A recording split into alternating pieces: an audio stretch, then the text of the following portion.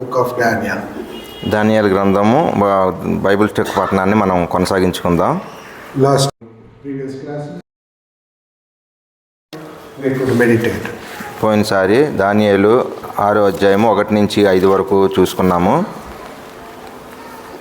King Darius has appointed 120 princes and 3 presidents to take care of the affairs of his kingdom. ఆ యొక్క రాజ్యం అంతట్లో పరిపాలన చేయడానికి 125 మంది అధిపతుల్ని, 3 ప్రధానుల్ని ఆయన నియమించాడు. The reason is that there should not be any damage or loss to the kingdom or king. ఆ యొక్క రాజ్యానికి కానీ రాజుకు కానీ ఎటువంటి నష్టము జరగకుండా ఉండటానికి ఆ విధంగా నియమించాడు. So from this 122 plus 3 above them all, Daniel was the chief or number 1 or first. He was the first one. 120 అలాగే 2 కలిపితే 122 మందికి కూడా ఈ యొక్క దానియేలు ప్రముఖుడిగా ఉన్నాడు. And Darius must be knowing the previous Belshazzar, the last moment he was made, Daniel was made the third ruler in the kingdom. He may be knowing the truth. ఈ యొక్క దర్యావేషు ఈ సత్యం తెలిసి ఉండొచ్చు దర్యావేష్కి.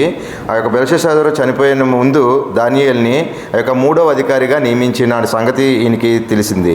Maybe Darius may be aware of this and he made Daniel as a chief among all these officers. ఇవన్నీ తెలిసినటువంటి కారణాన్ని బట్టి ఆ దానియేలుని వీళ్ళందరికీ అందరి మీద కూడా ఆయన్ని ప్రథముడుగా ముఖ్యుడిగా చేశాడు. And also Darius knew that he was having an excellent spirit. అంతేకాకుండా దర్యావేషుకి దానియేలుకి అతి శ్రేష్టమైన బుద్ధి గలవాడై ఉన్నాడని ఆయనకు తెలుసు. We know that it is the spirit of God abide with Daniel. So he is a heathen king, he may not be knowing the spirit of God. దేవుని ఆత్మ దానియేలు మీద ఉంది అని తెలుసుకోవడానికి ఆయన అన్యజాతిస్థ రాజుడు కాబట్టి ఆ విధమైనటువంటి అంశం ఆయనకు తెలియదు. This 122 princes plus 2 presidents, they did not like Daniel. అయితే 120 మంది అధిపతులు అలాగే ఇద్దరు ఉన్నటువంటి ఆ యొక్క ప్రెసిడెంట్స్ కూడా దానియేలు అంటే ఇష్టం లేదు వాళ్ళకి. We could imagine that because he is a captive, he is a Jewish man and he does not belong to them. ఆయన చెరపట్టబడినటువంటి వాడు, అంతేకాకుండా యూదుడు, వారికి సంబంధించినటువంటి వ్యక్తి కాదు. They did not like him and they want to find fault how to trap or how to catch this Daniel. ఆ విధంగా ఆ దానియేలు అంటే ఇష్టం లేనటువంటి వారుగా ఉండి దానియేలును ఏదో విషయంలో తప్పు పట్టాలి అని ఆ యొక్క హేతువు కలిగి ఉన్నారు. Because Daniel was kept as the chief, Daniel must have asked the other people, president and princes, give me account, daily account. ఈ దానియేలు వాళ్ళందరికీ పైన ఉన్నాడు కాబట్టి రోజు జరిగేటువంటి లెక్కలు ఆయన అప్పజెప్పమనేటువంటి వాడు. They don't like it because other which do not belong to us asking account from us every day, they might not have liked it. మాకు సంబంధించినటువంటి వ్యక్తి కాదు, ఈయన ఇటువంటి వ్యక్తికి మేము లెక్కలు అప్పజెప్పాలా అనేటువంటి ఉద్దేశం కలిగి ఆయన అంటే ఇష్టపడట్లేదు. Daniel was maybe closely monitoring their activities. ఈ యొక్క లెక్కలు లేకపోతే ఉన్నటువంటి ఆ యొక్క పరిపాలన అంతా కూడా చాలా దగ్గరగా ఉండి చూస్తున్నటువంటి వాడుగా ఉన్నాడు. So I gave the meaning graft, the word that means misusing the public fund for their own purpose, that is called graft. ఆ యొక్క పబ్లిక్కి సంబంధించినటువంటి ఆ యొక్క డబ్బులు కానీ ఉన్నటువంటి ఆ యొక్క ఆస్తి కానీ ఏదైనా సరే సొంతంగా ఉపయోగించుకోనని అది డ్రాఫ్ట్ అనే పదాన్ని ఉపయోగిస్తారు. Daniel is watching and he might have stopped, nothing doing like this. అటువంటి విధమైనటువంటి పనులు ఎవరిని కూడా దానియేలు చేయనిచ్చేటువంటి వాడు కాదు. Because the king's purpose for making them is to no damage to the kingdom. దానియేలు ఆయన పెట్టేటువంటి ఉద్దేశమే ఎటువంటి నష్టమో రాజ్యానికి కలగకూడదనేటువంటి ఉద్దేశంతో పెట్టాడు. So Daniel is very faithful in that work which has been the king has given to him. దానియేలుకు ఏదైతే పని రాజు అప్పగించాడో ఆ యొక్క పని విషయమే నమ్మకంగా ఉన్నాడు. So this another 122 plus 2 presidents, they could not find any fault or error in Daniel. ఆ యొక్క 122 మంది కూడా దానియేలులో ఎటువంటి తప్పును కూడా వారు కనుగోలేకపోయారు. They wanted to trap or catch Daniel in his faith. అయితే వాళ్ళు దానియేలుని ఏ విధంగా పట్టుకోవాలి అనేటువంటి ఉద్దేశం కలిగి ఉన్నారంటే ఆయనకు ఉన్నటువంటి విశ్వాసాన్ని బట్టి పట్టుకోవాలనుకున్నారు. They said that we cannot find any fault in the matters, only we can find fault in his law. అయితే law of God. వేరే విషయాలు ఎక్కడ కూడా దానియేలు తప్పుకు దొరకట్లేదు. అయితే తన దేవుని విషయమై ఆయన తప్పు పట్టాలనుకున్నారు. So they all gathered together and what to do with this Daniel? They are taking a counsel or they are taking a decision. వాళ్ళందరూ కూడా ఏకంగా ఒక దగ్గర చేరి దానియేలు మీద ఇటువంటి తప్పు కనుగొందాము అనేటువంటి ఉద్దేశం కలిగి వాళ్ళందరూ కూడా సమకూర్చబడ్డారు. That is up to verse 5, chapter 6 Daniel up to 5, that is the revision. ఇది ఈ విధంగా 5వ వచనం వరకు కూడా మనము ధ్యానం చేసుకున్నాము. So today we'll see from 6 onwards. ఈ దినాన్ని 6 నుంచి చూద్దాం.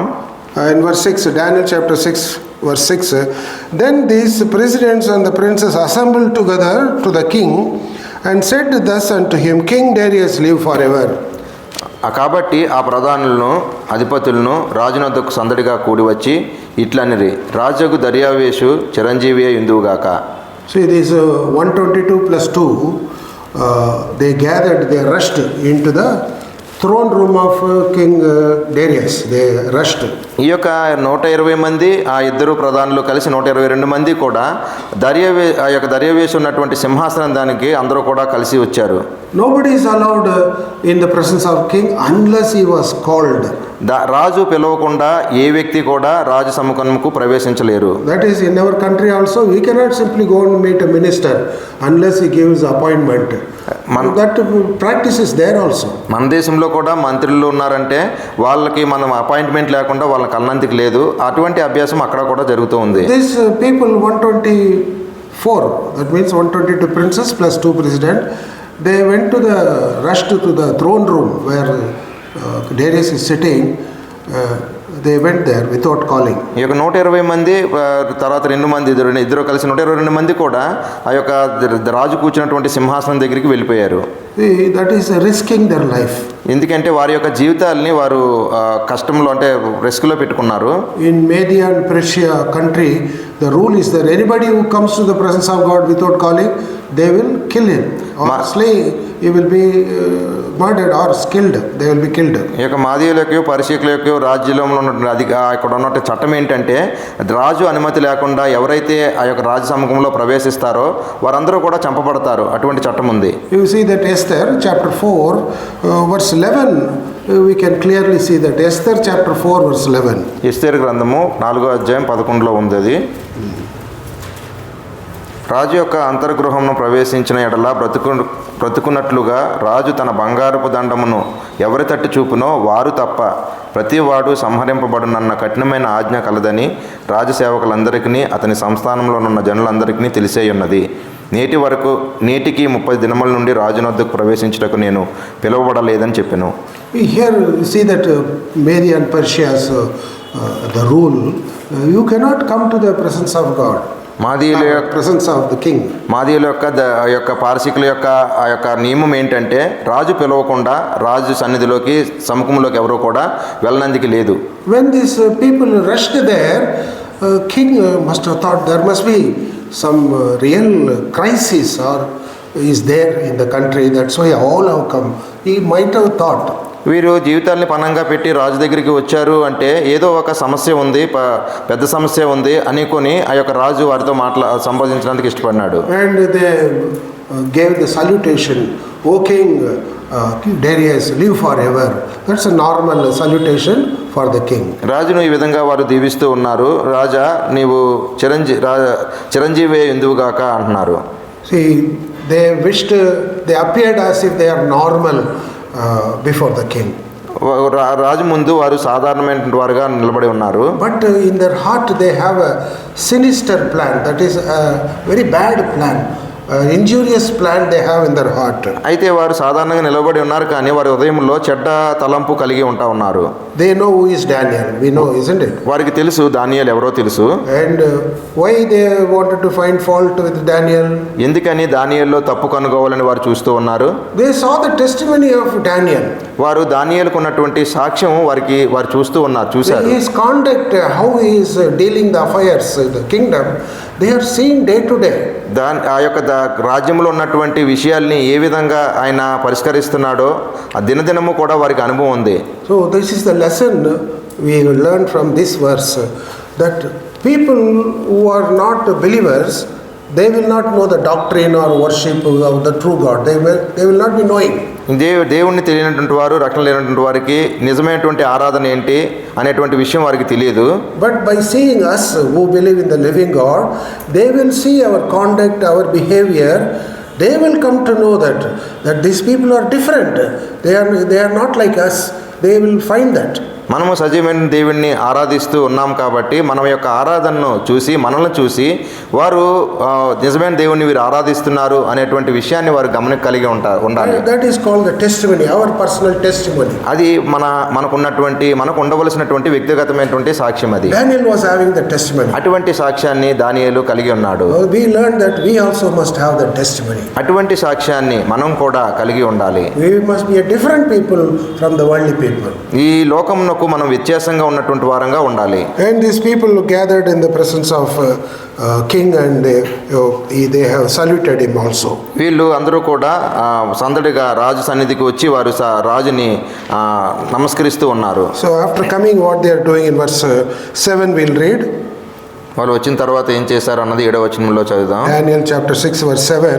దానియేలు 6వ అధ్యాయం 7వ వచనము. All the presidents of the kingdom, the governors and the princes, the counselors and the captains have consulted together to establish a royal statute and to make a firm decree that whosoever shall ask a petition of any god or man or for 30 days, save of thee, O king, he shall be cast into the den of lions. రాజ్యపు ప్రధానులను, సేనాధిపతులను, అధిపతులను, మంత్రులను, సంస్థానాధిపతులను అందరినూ కూడి రాజు ఒక ఖండితమైన చట్టము స్థిరపరిచి దాన్ని శాసనముగా చాటింపజేయనట్లు యోచన చేసిరి. ఎట్లనగా 30 దినముల వరకు నీ యొద్ద తప్ప మరి ఏ దేవుని యొద్దనైనను మానవుని యొద్దనైనను ఎవడను ఏ మనవియు చేయకూడదు. ఎవడైనను చేసిన ఎడల వాడు సింహపు గుహలో పడవేయబడును. రాజా ఈ ప్రకారముగా రాజు శాసనం ఒకటి పుట్టించి. So they said we all presidents and the princes there, it's written, isn't it? అక్కడ రాయబడి ఉంది కదా, సేనాధిపతులను, అధిపతులను, మంత్రులను and captains, counselors also they included. సంస్థానాధిపతులు ఉన్నారు, అందులో సేనాధిపతులు కూడా ఉన్నారు. We all joined together and consulted, it's written, isn't it? వీళ్ళందరూ కలిపి అక్కడ చేరి వచ్చారని చెప్పి ఉంది. And we know that all are not there because Daniel is missing. Daniel is not there in them. అయితే అందులో వాళ్ళందరిలో దానియేలు లేడు. And they are telling a very white lie before the king. We have decided, like that they told a lie. వాళ్ళు ఏం చెప్తా ఉన్నారంటే మేము నిర్ణయించుకున్నాము అంటా ఉన్నాడు, కానీ అందులో దానియేలు లేడు. And they all joined together, put a Mahanad, we can say that committee. We all people joined together and we have taken a decision, they are telling. వాళ్ళందరూ కలిసి చేరి వచ్చి మేము ఒక నిర్ణయం తీసుకున్నాము అని చెప్తా ఉన్నారు. See, we have made a decree, they say. వాళ్ళ యొక్క నిర్ణయం తీసుకున్నాము అంటున్నారు. The decree, see, only kings can take. అయితే ఆ యొక్క నిర్ణయం అనేటువంటిది రాజు తీసుకోవాలి. See, when the first chapter 2 we have seen Nebuchadnezzar, those people are not telling me the dream, everybody should be killed. He made a decree. 2వ అధ్యాయంలో యొక్క Nebuchadnezzar రాజు ఎవరైతే నా యొక్క కళ్ళను చెప్పలేరో వారందరినీ కూడా నేను చంపేస్తాను అని ఆయన యొక్క నిర్ణయం తీసుకున్నాడు. 2:9 it is there, Daniel 2:9. 2:9 ఉంది. And 3:10 it is there. I make a decree that those who are not worshipping the idol will be cast into the furnace.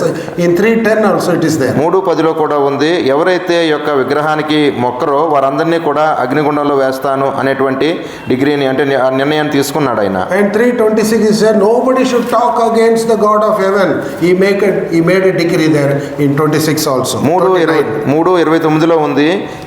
ఎవరైతే ఈ యొక్క ఈ విధంగా రక్షించడానికి సముద్రులకు దేవుడిని గాక ఎవరైనా వేరే వాళ్ళని స్తుతిస్తే మీకు శిక్ష ఉంటుందని చెప్తా ఉన్నాడు. So we have seen some examples here. Only kings will make the decree and they will issue it, come on, announce.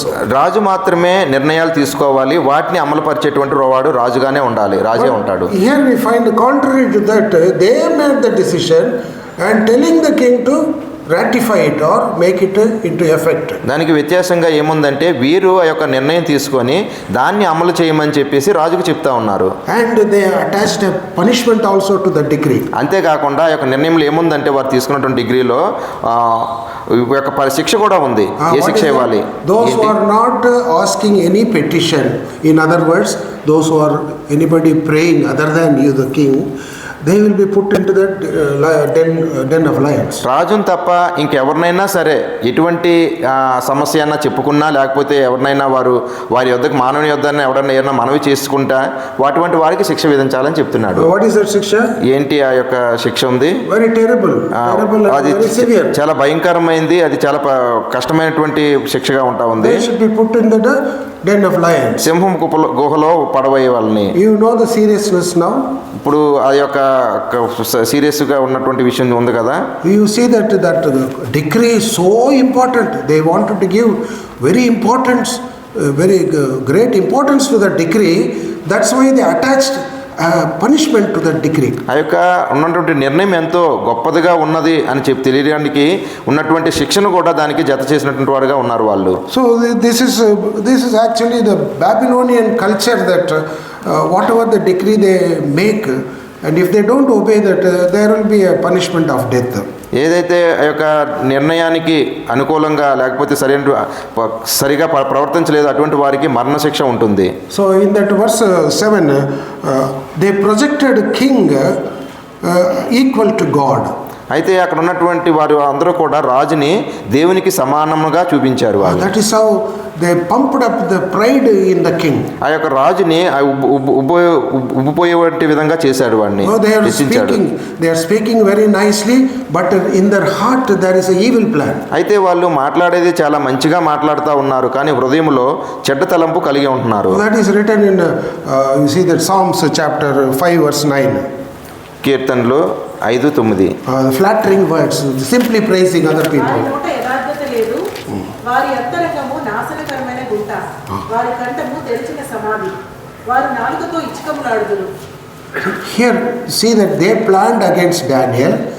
వారు దానియేలుకి వ్యతిరేకంగా ఆలోచన చేశారు. They purposed that how to trap Daniel. దానియేలుని ఏ విధంగా ఆ యొక్క ఊరిలో తించాలో అనేటువంటిది వాళ్ళు ఉద్దేశం కలిగి ఉన్నారు. For that they are praising King Darius and made equal to God. ఆ కారణాన్ని బట్టి దర్యావేషుని దేవునితో సమానముగా చెప్పినటువంటి విధంగా వారు ఇచ్చేస్తా ఉన్నారు. But in their heart to see the evil plans. అయితే వాళ్ళ హృదయంలో చెడ్డ తలంపులు ఉంటా ఉన్నాయి. This Darius did not understand or did not know that. అయితే ఈ దర్యావేషు ఈ విషయాలను ఏమీ కూడా అర్థం చేసుకోలేదు. He thought, oh, people are praising me, they are giving me first place, so he is been lifted up in pride. వీళ్ళందరూ కూడా నన్ను ఎంతో పొగుడుతూ ఉన్నారు, హెచ్చిస్తూ ఉన్నారు అని ఆయన గర్వంతో నిండిపోయాడు. It is because of the envy of Daniel on Daniel and their wicked heart. Because of that, the decree they made it. దానియేలుకు వ్యతిరేకంగా ఉన్న కారణాన్ని బట్టి అటువంటి నిర్ణయాన్ని వారు చేసినటువంటి వారుగా ఉన్నారు. So they are telling the king also in next verse, in verse 8. 8. Now king, establish the decree and sign the writing. It may not change. It may not be changed according to the law of the Medes and the Persians, which altereth not. మాదీయుల యొక్కయు పారసీకుల యొక్కయు పద్ధతిని అనుసరించి స్థిరమగు శాసనముగా ఉండునట్లు దాని మీద సంతకం చేయమని మనవి చేసిరి. So after the decision they brought it in writing to the king. Now we brought it, come on, sign it. ఆ యొక్క శాసనం ఏదైతే రాశారో దాన్ని రాజు దగ్గర తీసుకొచ్చి మీరు ఇప్పుడు సంతకం చేయండి అని చెప్తున్నారు. Make it official. ఇది అఫీషియల్గా ఉండాలి. King Darius is very happy that he is going to be lifted at a high place, and they are asking and he is conceding for that. ఎందుకంటే ఆ యొక్క దర్యావేషుని వారు ఎంతో హెచ్చించారు కాబట్టి, పొగిడారు కాబట్టి ఆ విషయం మీద దర్యావేషు కూడా ఎంతో సముఖంగా ఉన్నాడు. And they make sure also this cannot be called back or make void, nil. They cannot make the rule. Once you decree, you make it, you cannot cancel it. ఒక్కసారి ఆ శాసనం చేసినట్లయితే ఆ శాసనాన్ని మళ్ళీ వెనక్కి తీసుకునేందుకు లేదు, లేదంటే దాన్ని రద్దుపరచడానికి లేదు. That is also we find Esther chapter 1 verse 19. It is the Media and Persia's people's standard. Once a decree is given, that cannot be altered. మనం అది ఎస్తేరు 1:19 చూడగలుగుతాము. రాజు ఒక్కసారి శాసనం చేసినప్పుడు అది మళ్ళీ వెనక్కి తీసుకునేందుకు కానీ దాన్ని తీసివేయడానికి కానీ లేదు. రాజులకు సమ్మతి ఆయన వష్తి రాజైన అహష్వేరోషు సన్నిధికి ఇకను రాకూడదని తమ యుద్ధ నుండి ఒక రాజాజ్ఞ పుట్టవలెను. అది తప్పకున్నట్లు పారసీకుల యొక్కయు మాదీయుల యొక్కయు న్యాయము చొప్పున నియమింపవలెను. So they, thank you. That you see that they are reminding the king the decree or making cannot be taken back. It should be put into effect. That's why they are reminding king. ఏదైతే ఆ శాసనం చేశారో ఆ శాసనాన్ని వెనక తీసుకోకూడదు అని రాజుకు మరొకసారి వాళ్ళు గుర్తు చేస్తున్నారు. And king, you see that next verse in verse 9. 9వ వచనంలో Wherefore the king Darius signed the writing and the decree. కాగా రాజుకు దర్యావేషు శాసనం రాయించి సంతకం చేశాను. So the king, why he has written the signed and ratified the decree, why he has done? ఎందుకని ఆ యొక్క శాసనాన్ని వ్రాయించి సంతకం చేశాడు? He has not asked any question. Why you are doing this? He never asked any question. ఎందుకు ఈ విధంగా మీరు చేస్తున్నారు అని అటువంటి ప్రశ్న కానీ ఎటువంటి ప్రశ్న కూడా ఆయన వారిని అడగలేదు రాజు. Because he forgot himself and the kingdom because of the pride. It's filled. His heart is filled with pride. ఎందుకంటే ఆయన యొక్క హృదయం అంతా కూడా గర్వంతో నిండిపోయింది కాబట్టి రాజ్యానికి పరిపాలన సంబంధించిన విషయాలను మర్చిపోయాడు. And the reason he is made equal to God for 1 month. ఎందుకంటే ఆయన్ను ఒక నెల అంతా కూడా దేవునితో సమానంగా చేశారు, వీళ్ళు దేవుడిగా చేశారు. He is getting a divine honor from these people, divine. దైవికమైనటువంటి గౌరవాన్ని ఈ ప్రజలు వారికి ఇచ్చారు. So he is not thinking for anything. ఇంకా అందుకోసమని దేనికోసం కూడా ఆయన ఆలోచించలేదు. You ask this, come on, I will sign it. He has signed it. నీకు ఇది కావాలా, వచ్చి చేసుకోండి, ఈ సంతకం చేయాలా, చేస్తానని చెప్పి చేశాడు. And he is very glad to sign. We presume that he is very glad to sign that. ఎంతో సంతోషంతో ఆ యొక్క సంతకం ఆయన చేసినటువంటి వాడుగా ఉన్నాడు. See these people, how they are manipulating the king. రాజును ఏ విధంగా వారు they are చేస్తున్నారో చూడండి. ఏ విధంగా వారి సొంత విషయాల పట్ల రాజుని ఆ విధంగా వారు ఉపయోగించుకుంటున్నారు.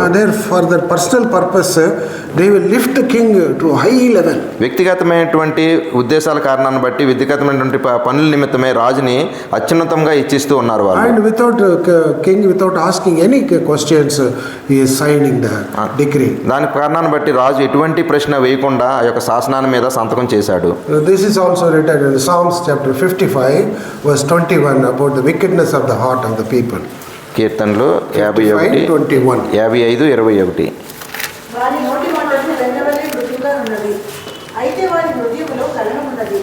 వారి మాటలు చమురు కంటే నునుపైనవి, అయితే అవి వరదీసిన కత్తులే. See, this is the persecution or the troubles, afflictions put on the believers. ఇటువంటి శ్రమలు ఉన్నటువంటి పరిష్కారాలు, కష్టాలు కాబట్టి అన్నీ కూడా విశ్వాసుల మీద పెట్టేటువంటి వారుగా ఉన్నారు. We can say anything, but if we say that you should repent of your sins and that end is very different, if we say that, immediately they will hate us.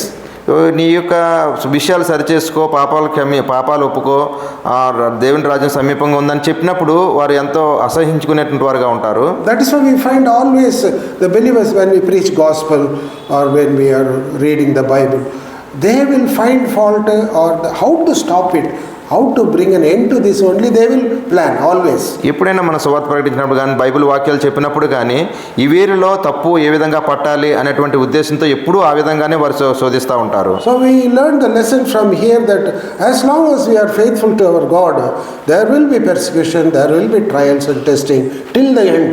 ఎంతవరకు అయితే మనం విశ్వాసం కలిగి ఉంటామో అంతవరకు కూడా మనకి మా యొక్క కష్టాలు, శ్రమలు అనేటువంటివి అంతం వరకు ఉంటాయి. So in our many countries also there are rules, regulation against Christians, believers, we know that. అనేకమైనటువంటి దేశాల్లో కూడా క్రైస్తవులకు వ్యతిరేకంగా అనేకమైనటువంటి చట్టాలు ఉండడం మనకు తెలుసు. Here also we find that Daniel, especially it is made for him that a decree that nobody should ask a petition other than the king. They made that decree. ప్రత్యేకంగా దానియేలు కోసమే ఈ యొక్క శాసనము నియమించినటువంటి వారుగా ఉన్నారు వారు. And they have attached a punishment also. అంతేకాకుండా దానికి యొక్క వచ్చేటువంటి శిక్షను కూడా, పర్యవసానాన్ని కూడా వారు దానికి జత చేసేశారు. So because of their appeal or their smooth words, King Darius signed the decree. వారు ఎంతో మంచిగా చెప్పినటువంటి మాటల కారణాన్ని బట్టి దర్యావేషు రాజు సంతకం చేశాడు. And we'll go to the verse 10. 10వ వచనము. Now when Daniel knew that the writing was signed, he went into his house, and his windows being open in his chamber towards Jerusalem, he kneeled upon his knees 3 times a day and prayed and gave thanks before God as he did aforetime. ఇట్టి శాసనము సంతకం చేయబడినని దానియేలు తెలుసుకొనెను. అతడు తన ఇంటికి వెళ్ళి యథాప్రకారంగా అనుదినము ముమ్మారు మోకాల్లోని తన ఇంటి పై కిటికీలు యెరూషలేము తట్టునకు తెరవబడి ఉండగా తన దేవునికి ప్రార్థన చేయుచు ఆయన్ను స్తుతించుచు వచ్చెను. Daniel knew, it's written, Daniel knew the decree was signed. ఇక్కడ రాయబడి ఉంది ఏంటంటే ఇట్టి శాసనము సంతకం చేయబడినని దానియేలు తెలుసుకొనినను. Maybe they must have given a copy to Daniel. See, you read by yourself what is decree passed. ఒక విధంగా They must have given that. ఒక విధంగా ఆ యొక్క ఏదైతే శాసనము ఉందో ఆ యొక్క శాసనాన్ని దానియేలుకి చదువుకోమని ఇచ్చి ఉండొచ్చు. And you will be knowing what is written in that decree also. You will be very clearly will be knowing. ఆ యొక్క శాసనం మీద ఏమి రాయబడి ఉంది అది స్పష్టంగా దానియేలుకు తెలుసు. Daniel, we know, is the third ruler or is a ruler very close to Darius. He never appealed. అయితే దానియేలు యొక్క సంస్థానంలో 3వ అధిపతిగా ఉన్నాడు. దర్యావేసుకు ఎంతో దగ్గరగా ఉండేటువంటి వ్యక్తి అయినప్పటికీ ఎటువంటి దానికోసం కూడా దర్యావేసు వద్దకు దానియేలు వెళ్ళలేదు. He did not stop it. Let it not go further. You stop it. He did not do it. దీన్ని చెయ్యక దీన్ని ఆపేసేయి అని చెప్పి ఆ విధంగా చెప్పలేదు ఆయనతో. And he was not agitated also. Or something, it has come to my throat. The knife has come to my throat. So let me not. He kept his calmness, quiet is there. నా యొక్క మెడ మీదకి కత్తి వచ్చింది అని ఎటువంటి కంగారు పడకుండా ఆయన ఎంతో నెమ్మదిగా ఉన్నాడు. He was not agitated. ఏ విధంగా కూడా అటువంటి విధంగా ఆయన కంగారు పడలేదు. Because he believed in the living God. ఎందుకంటే ఆయన సజీవమైనటువంటి దేవుడి మీద ఆధారపడ్డాడు కాబట్టి. Anybody who believes in the God, the living God, they will not be agitated. సజీవమైనటువంటి దేవుడి మీద మనము ఆధారపడినట్లయితే మనం ఎవరం కూడా ఆ విధంగా కంగారు పడే అవసరం ఉండదు. It's written Isaiah యెషయా గ్రంథము 28 verse 16. Last line. 26:16. Last line. యెషయా 26:16 చివరి 28:16.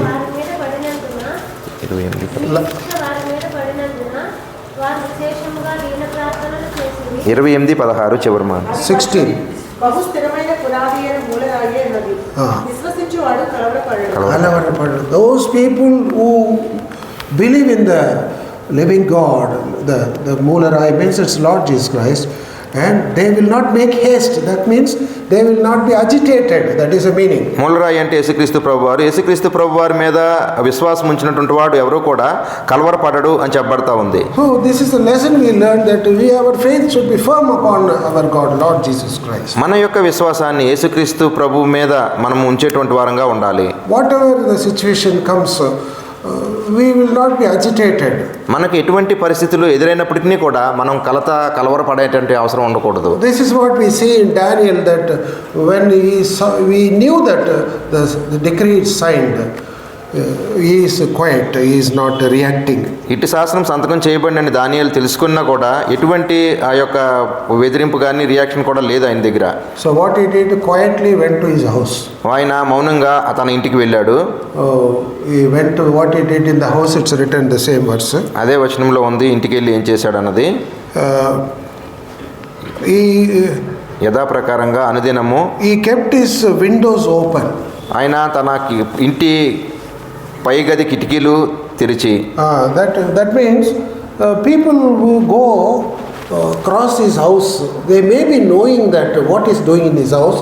The windows open and it's visible to the other people. ఆ యొక్క కిటికీలు తీసినటువంటి కారణాన్ని బట్టి అందరూ చూడడానికి అవకాశం ఉంటుంది. So he knows that the decree, he did not leave the house, go to different place or a secret place or somebody's house. He didn't go. He went to his own house. ఇటువంటి శాసనము వెలువడినప్పటికీ కూడా ఆయన వేరే చోటకి ఎక్కడికో తెలియనటువంటి స్థలానికి వెళ్ళలేదు. తన సొంత ఇంటికే వచ్చాడు ఆయన.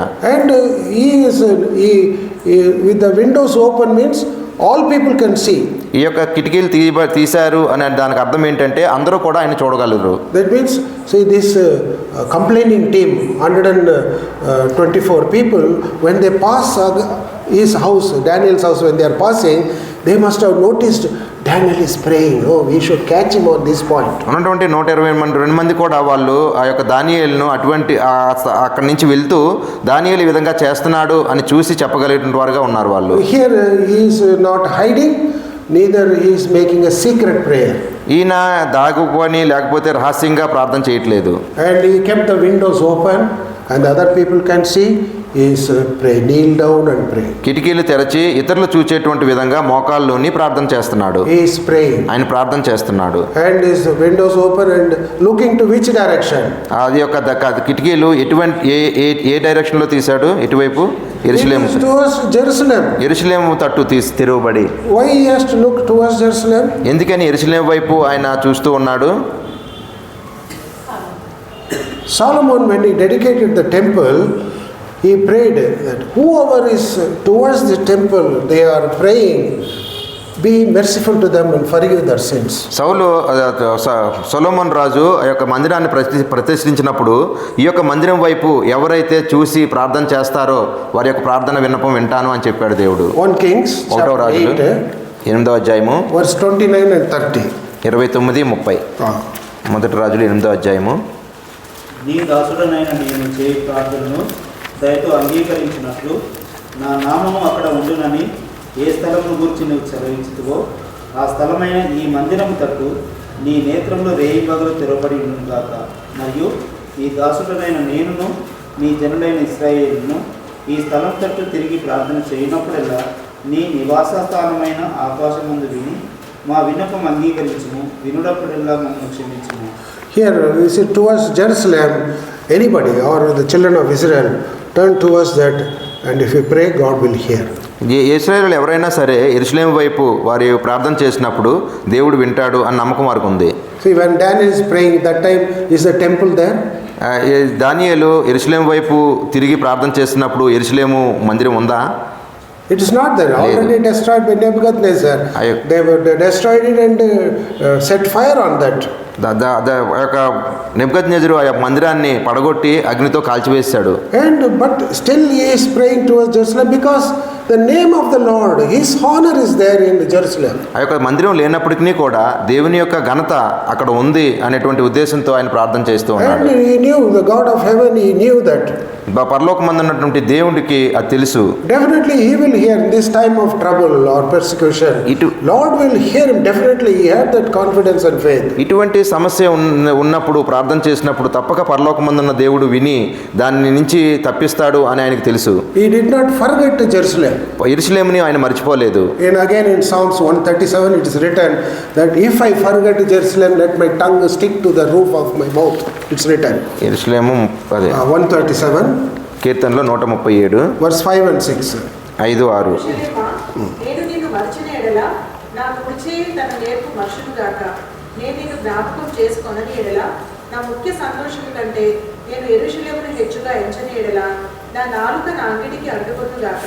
So for this reason, maybe knowing this, because King David already written and kept, he will be knowing that, and he remembered Jerusalem, he nailed down and he prayed. ఈ విషయం అంతా కూడా దానియేలుకు తెలిసి ఉండొచ్చు. అందుకోసమనే ఈ విధంగా యెరూషలేము వైపు తన ముఖమెత్తి మోకాల్లోని ప్రార్థన చేస్తూ ఉన్నాడు. We also in the time of trouble, persecution, kneel down and pray before him. మనం కూడా సమస్యల్లోనూ కష్టాల్లో ఉన్నప్పుడు మోకాల్లోని ప్రార్థన చేయాలి. So we know that now we need not turn towards Jerusalem, but where the Lord's presence, the house of God is there, the children of God is there, in our house presence of God is there, we will pray unto our God. మనము యెరూషలేము వైపు చూసేటువంటి అవసరం ఉండదు, కానీ మన మందిరంలో కానీ లేకపోతే ఇంట్లో కానీ దేవుని యొక్క సన్నిధిని మనం గమనిక కలిగి మనం ప్రార్థన చేసేటువంటి వారంగా ఉండాలి.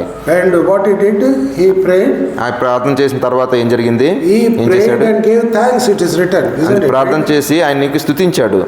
In his prayer he is praying also, he gave thanks to the Lord. ఆ యొక్క ప్రార్థనలోనే దేవునికి వందనాలు చెల్లించాడు. In Philippians 4:6 it is written. ఫిలిప్పీయులు 4:6 ఉంది.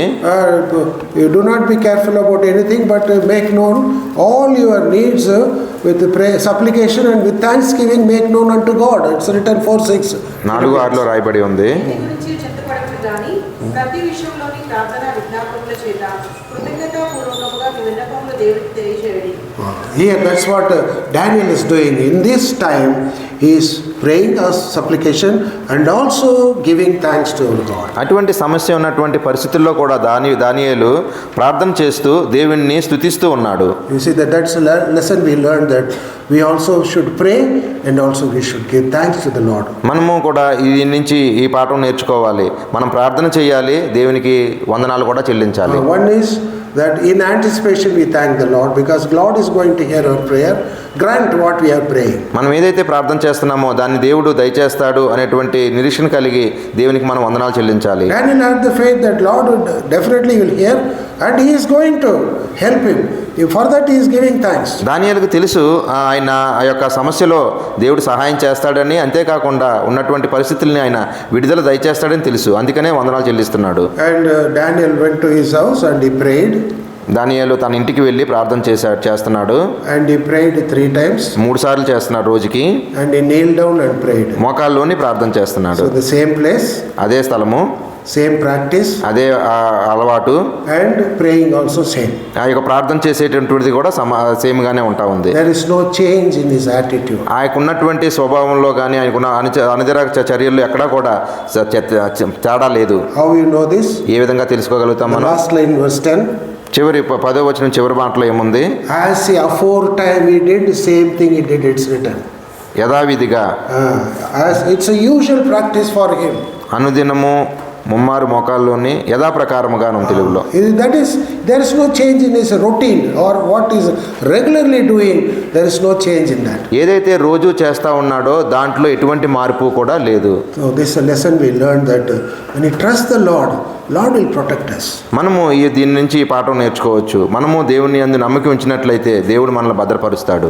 This is what is written in Psalms also. Psalms chapter 18 verse 30. కీర్తనలు 18:13.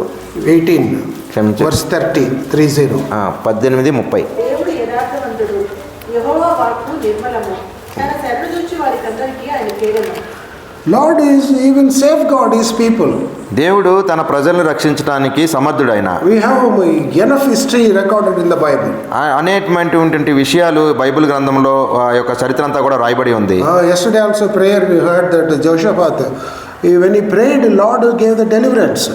యెహోషాపాతు గురించి పోయినసారి నిన్న చూసుకున్న ప్రార్థనలో ఆయన ప్రార్థన చేసినప్పుడు దేవుడు విన్నాడు. Lord, those who trust him, who take Lord as their shield, Lord is able to protect them. ఎవరైతే ఆయన యందు నమ్మకం ఉంచుతాడో వారిని ఆయన భద్రపరిచేటువంటి దేవుడుగా ఉన్నాడు. Same thing is repeated in Psalms 37 verse 39 and 40. కీర్తనలో 37, 39 and 40. 39, 40. 39లో లేదు. 39, 37, యెహోవా వారికి సహాయుడై వారిని రక్షించును. 39 and 40. యెహోవాయే నీతిమంతులకు రక్షణాధారము, బాధకలుగునప్పుడు ఆయనే వారికి ఆశ్రయపుచ్చును. యెహోవా వారికి సహాయుడై వారిని రక్షించును. వారు యెహోవా శరణులు చేయున్నారు కనుక ఆయన భక్తిహీనుల చేతిలో నుండి వారిని విడిపించి రక్షించును. Lord will do this for Daniel ఈ విషయాలన్నీ కూడా దానియేలు పట్ల చేశాడు దేవుడు. because he trusted in the living God. ఎందుకంటే సజీవమైన దేవుని పట్ల ఆయన నమ్మకం ఉంచాడు. We see that from the chapter 1 onwards we will see that how Daniel was standing for God. మనము 1వ అధ్యాయం నుంచి కూడా దానియేలు దేవుని పట్ల ఏ విధంగా ఉన్నాడు అనేటువంటి విషయాన్ని మనం చూస్తూనే వస్తున్నాము. He kept himself separate from the other people. ఇతరులకు ప్రత్యేకంగా ఉన్నాడు. Though he is the chief, he never joined with the 122 plus 2 people. ఆయన ముఖ్యుడు రాజ్యంలో అయినప్పటికీ కూడా ఆ 122 మందితో ఆయన కలవలేదు. So this, when the time of trouble comes, he is not agitated, still he is having the same faith, believing in the God. సమస్య వచ్చినప్పుడు కలవరపడకుండా అదే సజీవమైనటువంటి దేవుని పట్ల ఆయన నమ్మకం ఉంచాడు. So this is a lesson we learned, that we trust in the God, Lord will protect us. ఈ పాఠాన్ని మనం నేర్చుకుంటా ఉన్నాం. మనం దేవుని యందు నమ్మకం ఉంచినట్లయితే ఆయనే మనల్ని భద్రపరుస్తాడు. So we also should regularly pray by kneeling down. మనం కూడా ప్రతిరోజు మోకాల్లోని ప్రార్థన చేయాలి. The Lord will hear us. దేవుడు మన ప్రార్థన అంగీకరిస్తాడు. So may the Lord help us to understand the life of Daniel. మన దానియేలు యొక్క జీవితాన్ని అర్థం చేసుకుంటకు దేవుడు మనకి సహాయం చేయను గాక.